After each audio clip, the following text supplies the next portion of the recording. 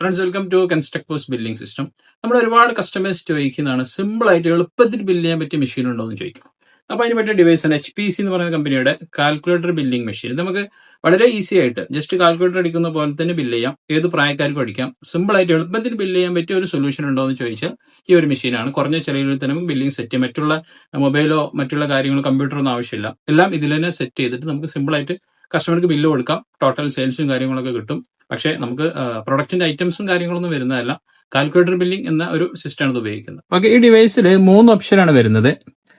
ഒന്ന്, നമുക്ക് first പ്രൊഡക്റ്റിന്റെ amount, quantity, piece എത്ര പീസ് ഉണ്ട്. അപ്പോൾ ഉദാഹരണമായിട്ട് ഒരു പ്രൊഡക്റ്റിന്റെ പ്രൈസ് 20 രൂപയാണ്. എൻ്റർ പ്രസ് ചെയ്യുക. ശേഷം എത്ര പീസാണ് ടൈപ്പ് ചെയ്യുക, 5 പീസ്. വീണ്ടും എൻ്റർ അടിച്ചാൽ ടോട്ടൽ എമൗണ്ട് നമുക്കിവിടെ കാണാൻ സാധിക്കും.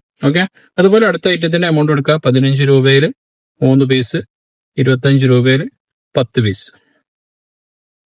ഓക്കെ, ടോട്ടൽ 395 രൂപ വരുന്നു. ജസ്റ്റ് പ്രിന്റ് എന്നുള്ള ബട്ടൺ 2 വട്ടം പ്രസ് ചെയ്യാം. ഓക്കെ, ഇത് നമുക്ക് പ്രൊഡക്റ്റിന്റെ rate, quantity, total, serial number അടക്കം. ഓക്കെ, ഇതിൽ രണ്ടാമത്തെ ഓപ്ഷൻ വരുന്നത്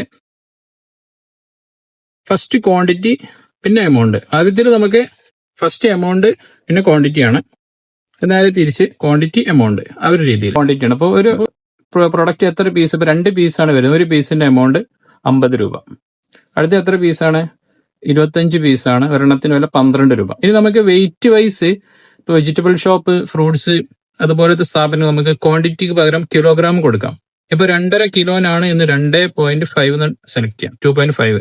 എന്നിട്ട് 1 കിലോന്റെ റേറ്റ് കൊടുക്കാം 50 രൂപ. അപ്പോൾ ഓട്ടോമാറ്റിക്കലി 2.5 കിലോ ഇവിടെ കാൽക്കുലേറ്റ് ചെയ്ത് വരുന്നതാണ്. ഇപ്പൊ നെക്സ്റ്റ് വരുന്നത് ഒരു 15 കിലോ, 1 കിലോന്റെ വില 20 രൂപ.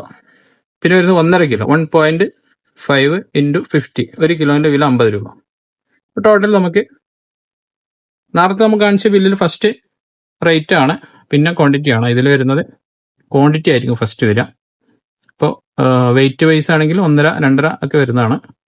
പിന്നെ പ്രൈസ് 1 kg പ്രൈസ് കൊടുക്കുന്നു, ടോട്ടൽ വരുന്നു. ഓക്കെ, ഇനി നമുക്ക് ഇതിൽ മൂന്നാമത്തെ ഓപ്ഷൻ വരുന്നത് വളരെ ഈസി ആയിട്ട് ചെയ്യാൻ പറ്റിയ ഒരു സൊല്യൂഷൻ. അതായത് പ്രൊഡക്റ്റിന്റെ പ്രൈസ് മാത്രം ടൈപ്പ് ചെയ്യുന്നു. ഇപ്പോൾ 50 റുപ്പീസിൽ 25 റുപ്പീസ്, 35 റുപ്പീസ്, 10 റുപ്പീസ്, അങ്ങനെ എമൗണ്ടിന്റെ പ്രൈസ് മാത്രം കൂട്ടി ജസ്റ്റ് കാൽക്കുലേറ്ററിൽ കൂട്ടുന്ന പോലെ പ്രിന്റ് സെലക്ട് ചെയ്ത് കഴിഞ്ഞാൽ ആ എമൗണ്ടുകൾ ആഡ് ചെയ്ത് വരുന്നുണ്ട്. ഇതിൽ ഇൻറ്റു വരുന്നില്ല.